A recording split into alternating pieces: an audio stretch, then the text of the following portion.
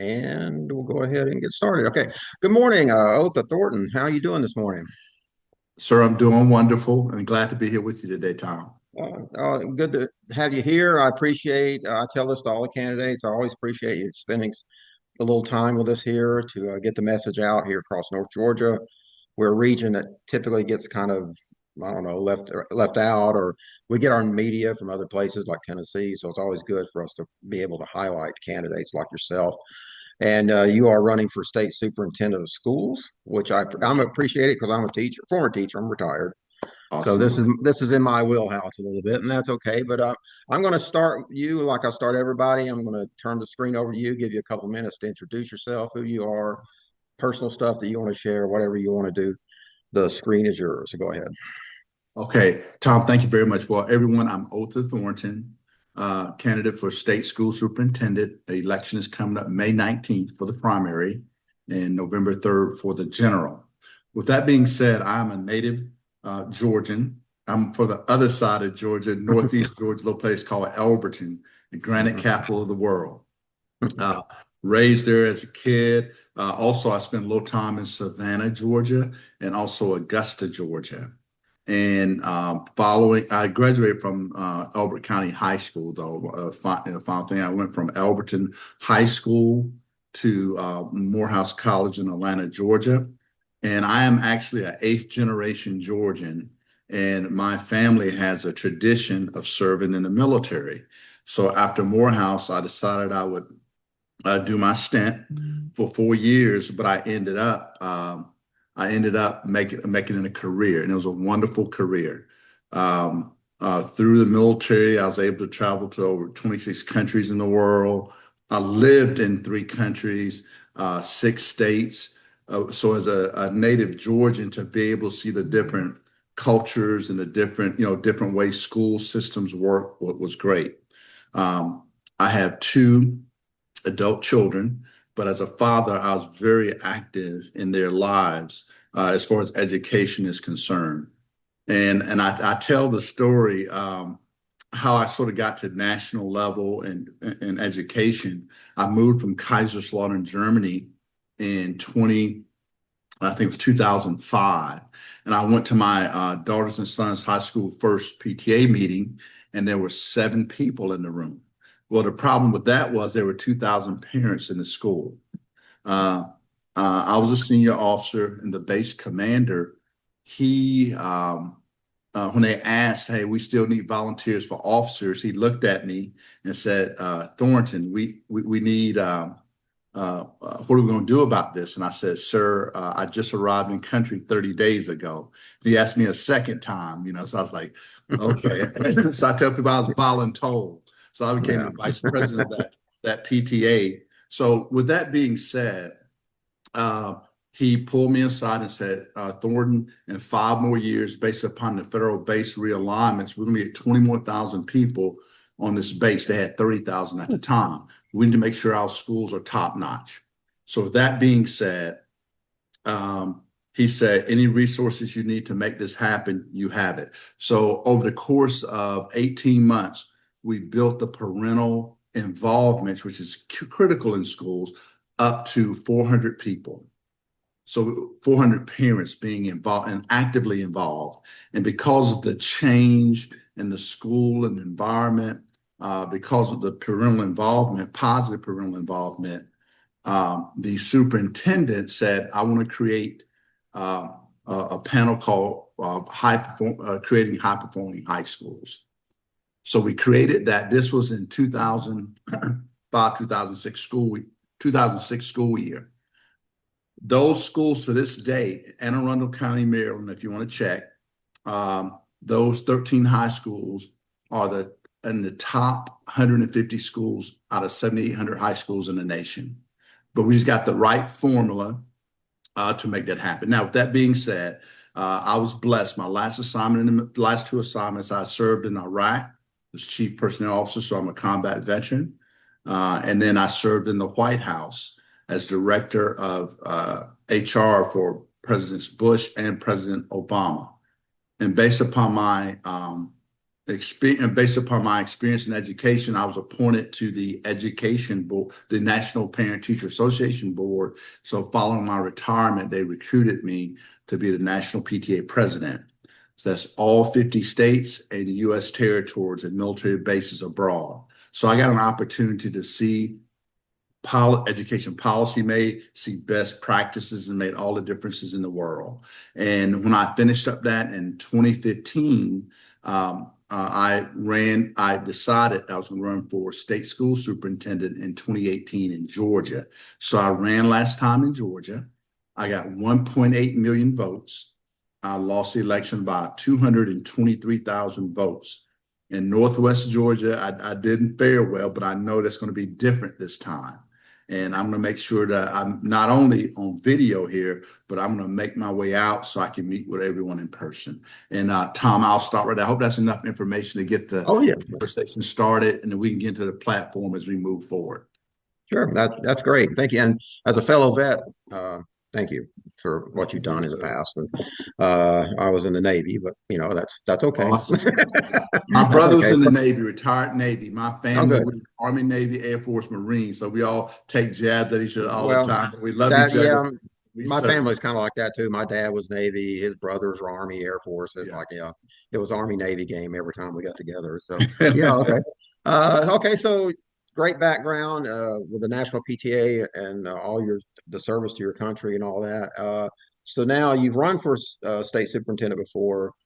Now tell us why you're running for it this year again. Okay. Just the reasons why there. No problem. So I just have a passion for education, and I have seen throughout my life how education can open the doors for folks.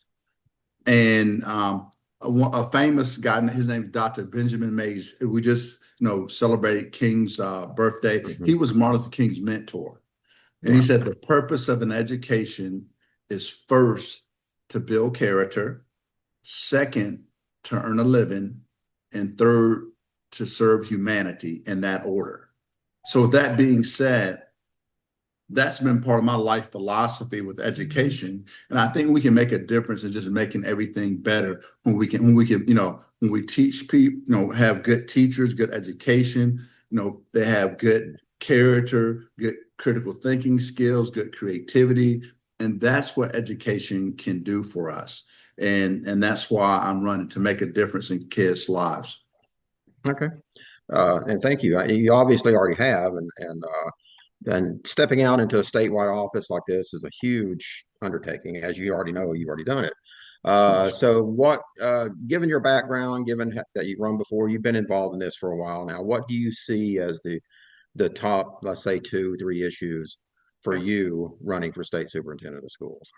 Okay, I'll say the 3, and then I'll go into detail. So basically, empowering families and partners. Let me back up. Okay. Number one thing I'm trying to do is first we want to update the funding formula, which is a quality-based education formula, which has not been updated since 1985. Right. That is significant because you look at the technology gains we've made. Our children in classes are dealing with more social, emotional, and psychological problems due to the onset of the social media, since that time, since 85. So with that being said, we got to get more counselors. Not only academic counselors, we need those too, but mental counselors in our schools to help deal with these problems. So that's number one. Getting that formula together so we can provide wraparound services. Because I tell people, if a child has hearing problems, vision problems, mental problems, that inhibits their learning. Mm-hmm. And if we identify that, in screenings, it can make the education experience for them as a child, and also for the classroom and the teachers and the school.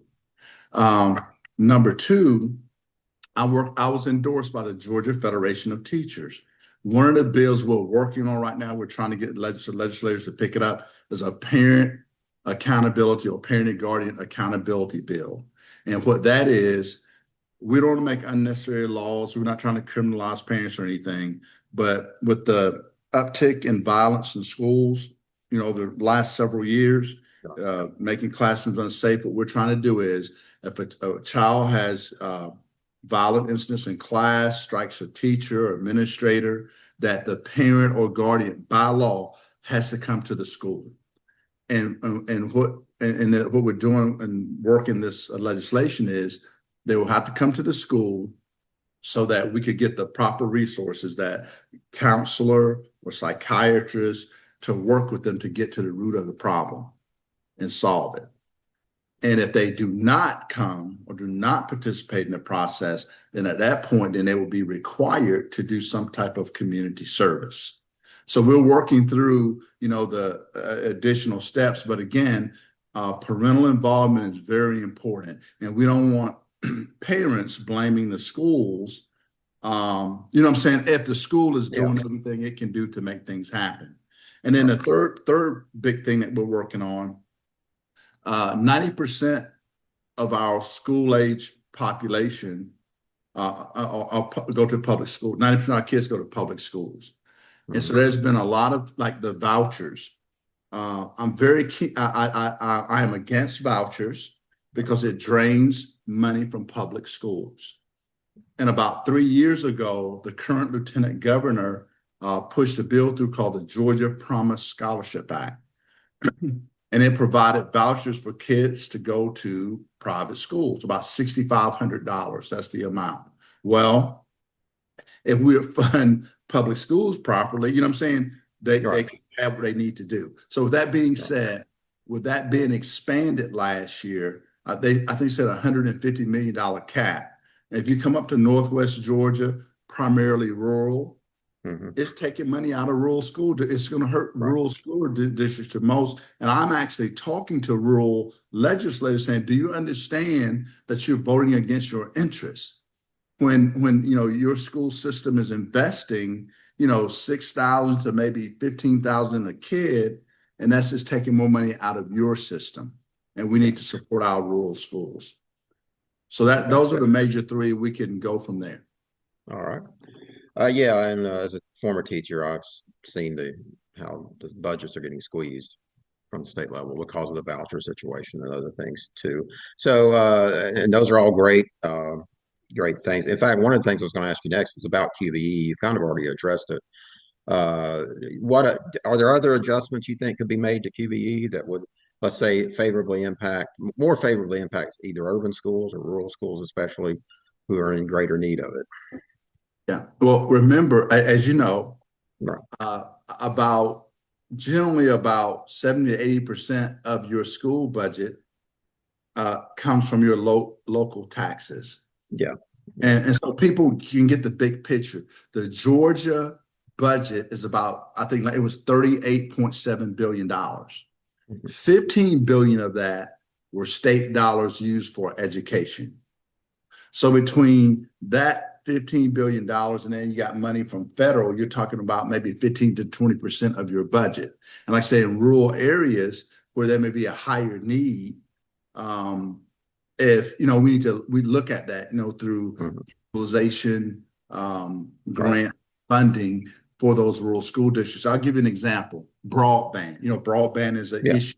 We're in the 21st century. And not only have we moved to, broadband, but now you got AI and it's continuing to evolve. So if our rural kids don't have access to broadband, it's setting them behind on the world stage. Now, one of the things, like being the national PTA president, I was able to see some best practices for rural districts around the country.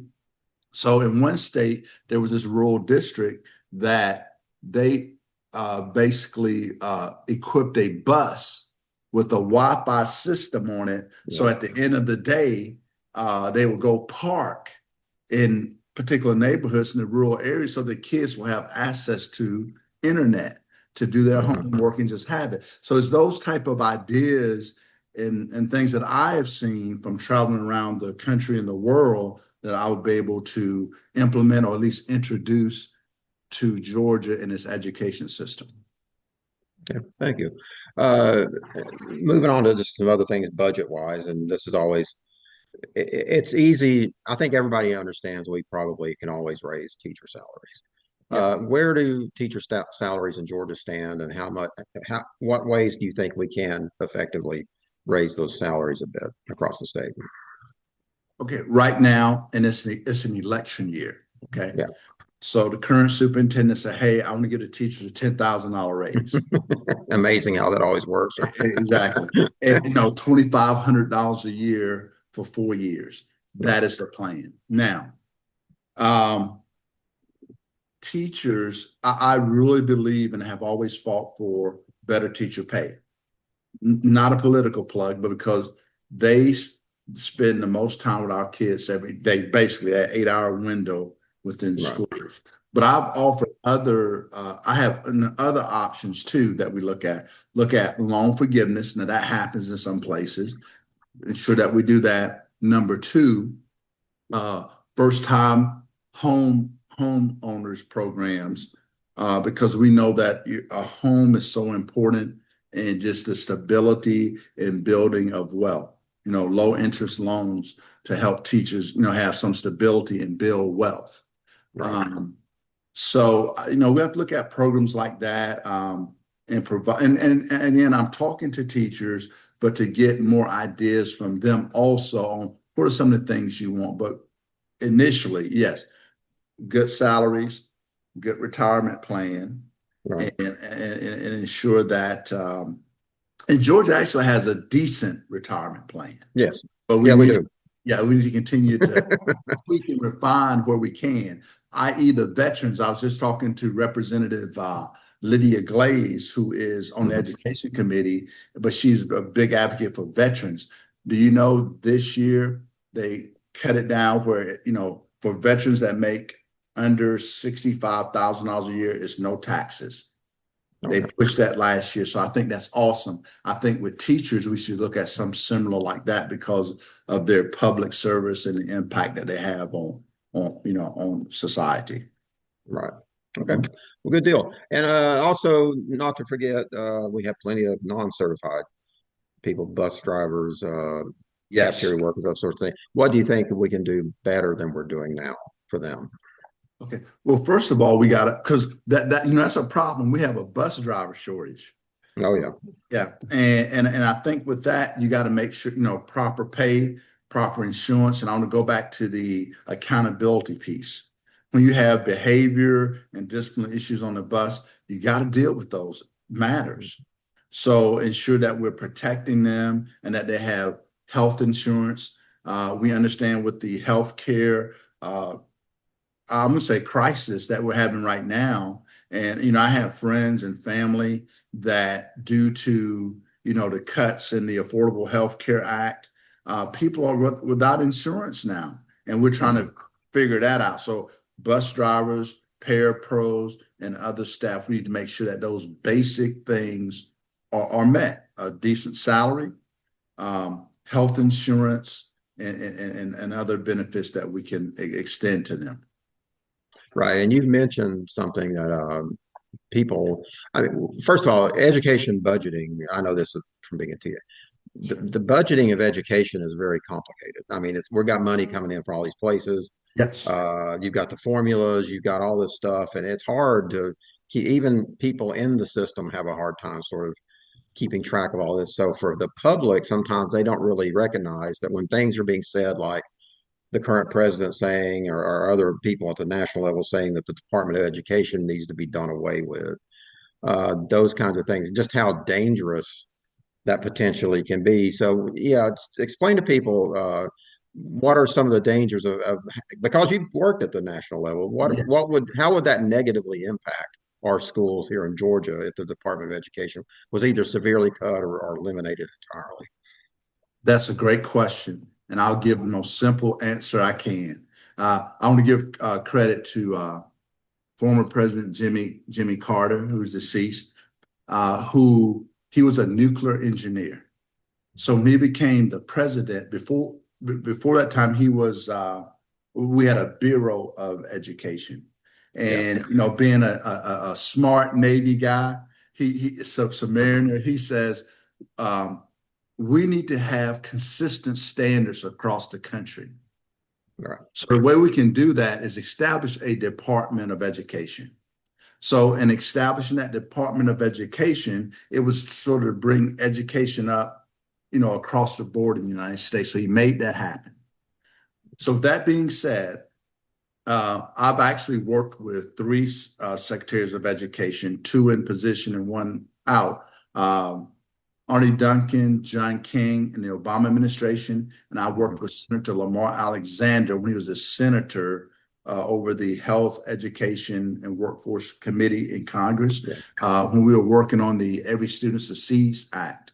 I played a critical role in that, the current education law. I got parent engagement centers put in where the federal government funds the states to pay for parent engagement centers to get them involved. Now, how the states use it, it's on them, but we got the money there. So the last time, last year, I go to DC every year, a couple of times, but I usually in March. Last year, before the current administration, we were able to get $80 billion out of the national budget for education. And then of that 80 billion, 70 billion comes to Georgia, the states accordingly, and Title I funding, which is for impoverished areas, Title II for training, and all the different titles. So that being said, the way with the Department of Education, how it affects you in Georgia, in Northwest Georgia, with the cuts, they cut it in half for number one. And here's what it impacts. On Title I, they're trying to put the money in block funding. The current Title I program that deals with, again, poor rural areas, the state has the flexibility to, do more with it than in the past. So it's not many strings attached to it, but it's still strings attached. Number two, when you talk about special needs, okay, again, pushing the money down, your state and your local school district will have more power over how they use that. So if they don't use it the right way, guess what? Then, the Department of Education doesn't have that enforcement that they had in the past. Georgia, as of last April, and I have to double check on this, we had 500 civil rights complaints. The Department of Education has had a civil rights division. And when you think about civil rights, you may think of black and white, but no, special needs kids, all different types of discrimination. That department was wiped out.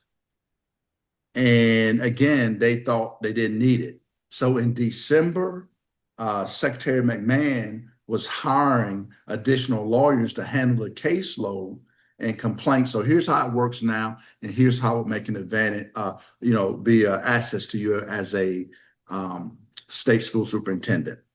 So because of the department being wiped out, if something happened in Dade, County, school board, what will happen is if they really wrong the child, special needs, race, gender, and then that case came up to, it got past your board and, they sustained it and it was wrong, it will come to the state board. The state board will look at it, adjudicate it, and then come, with a decision saying, hey, Dade, you need to correct this because it's wrong. So in the past, before this year, if the board made the wrong decision, it will go up to the federal Department of Education, to the Civil Rights Division, and they will come back and say, the state of Georgia and Dade, you need to do the right thing, and here's a timeline to make it happen as far as enforcement. Now, under the current system, that complaint would just come to the state school superintendent and the board, and we would adjudicate it. And like I say, for me, I believe in human rights, civil rights, and I say, what is the right thing and what is the law? And I want to make sure we do the right thing by the kids. So is that clear? That's exactly the kind of thing. Oversight. People don't think about that. They don't think about the money that goes to special ed. Yeah. necessarily to the cafeteria, Yep. food. So there's lots of things, yeah, that the national government provides specific funding for, Yeah. and so yeah, it's something that we definitely need to consider, and a lot of these things that Trump or Musk did Yeah. initially, they're having to backtrack on because they found out, oh yeah, we do actually do need this stuff after all, and so yeah, you're good. That's good to point that out for that. Okay, well, thank you for all that. There's a lot of stuff we could talk about with education. We could go on for all afternoon, Oh, probably. yeah. Let's shift over a little bit to the political side. You're in I think it's a three-person race right now. So you've got a primary coming up, potential runoff, then the general.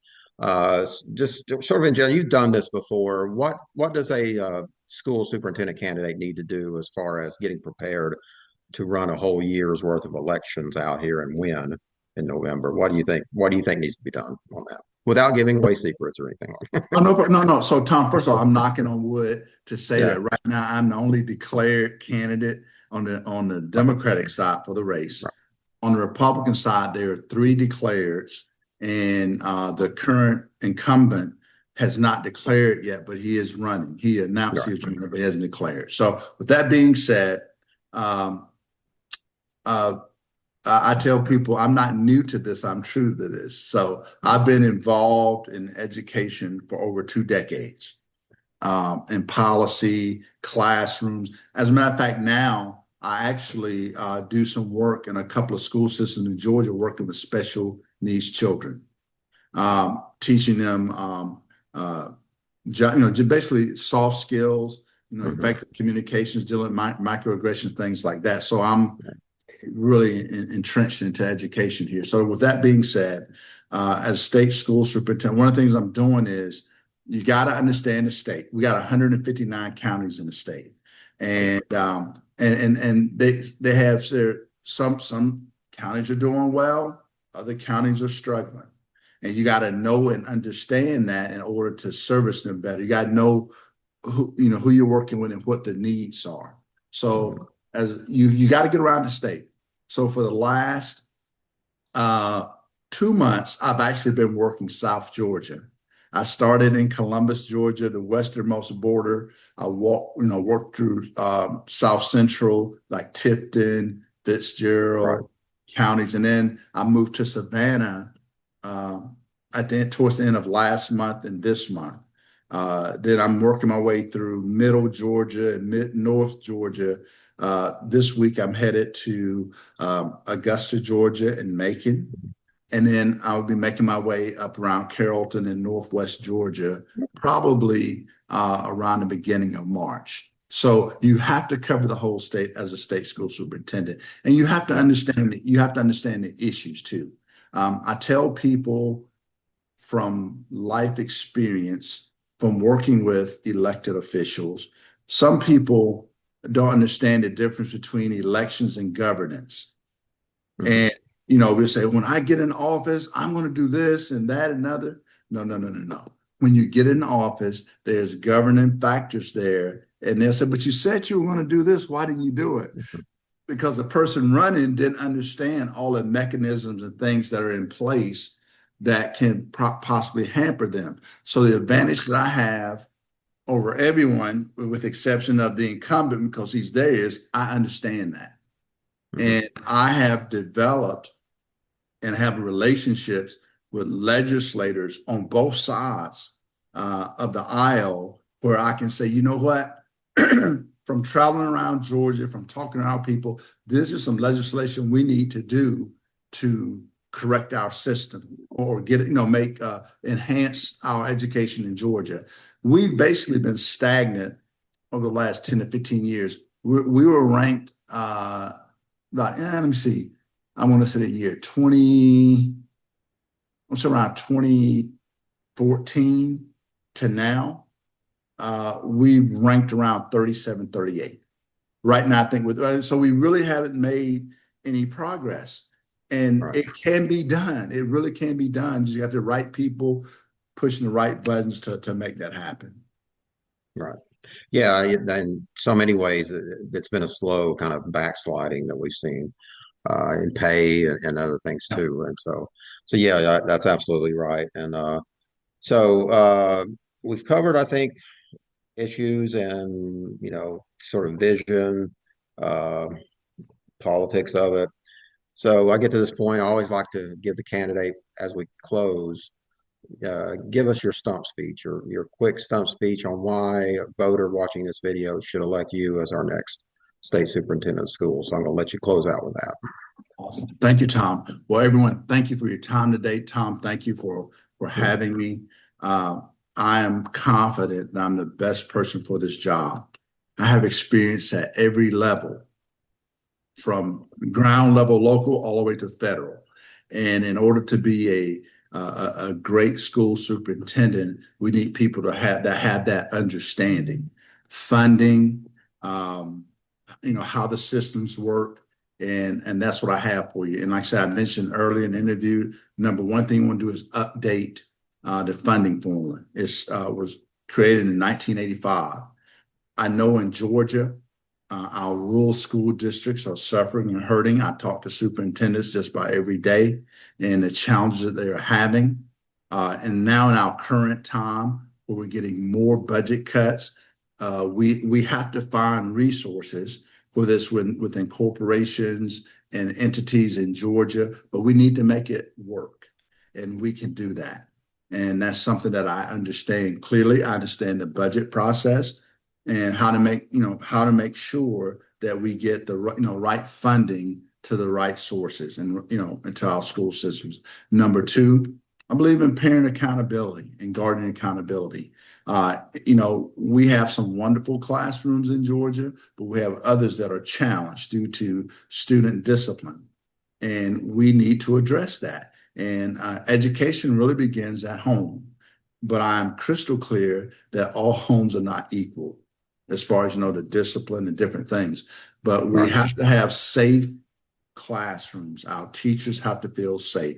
I feel we need to support our teachers, and we need to let them teach. Over the last 2 years, we've had laws passed, like the Divisive Concepts Law that's passed two years ago, where a teacher has to think about what they're going to teach. Their standards, let the teacher teach and do their job. So those are the type things that I will address and just really try to reinforce, to let teachers have their classrooms so we can teach our kids character, critical thinking skills, and creativity. That's like the basis to education. So those are the things we're working on. And then the last thing, and I didn't talk about it a lot, but like I say, with the vouchers, trying to get those out of our system, because we're paying taxes for people who go to private schools. I don't want to pay taxes for someone to go to a private school. I want to invest my money in public schools where 90% of our 1.8 million children attend in the state of Georgia. Tom, I thank you very much. And my website is www.othathornton.com. And please go check out the platform. If you have any questions, I'm very responsive. And I also ask if you'd like to donate or invest in my campaign, please do so, because it takes money to travel around the state and get our message out. I thank you so much, Tom, and I look forward to connecting with you in the future, and also visiting in person some places up in Northwest Georgia. I think I have Carrollton coming up in February or March, but the other areas, smaller areas around the Northwest Georgia area. Thank you so much, Tom. Well, thank you, Otha, for running again. It's a big responsibility and it's a big undertaking. I appreciate anybody that does that. We're doing our best up here in Northwest Georgia, and I think in Northeast Georgia too. We're rebuilding the party, and I think our counties are in much better shape now than they were, say, 8 years ago when you ran last time. And so we are much more organized, and you're always welcome to come up whenever we're having any kind of meeting. We'll have it all mobilized and so forth, and so to see. So again, thank you so much. I appreciate your experience as a veteran, fellow educator. It means a lot to me to see people with your experience and background involved in education, because we can really go a long way with that kind of experience. So thank you so much for your time today. Thank you, Tom, and we'll be talking. All right, we will see you soon.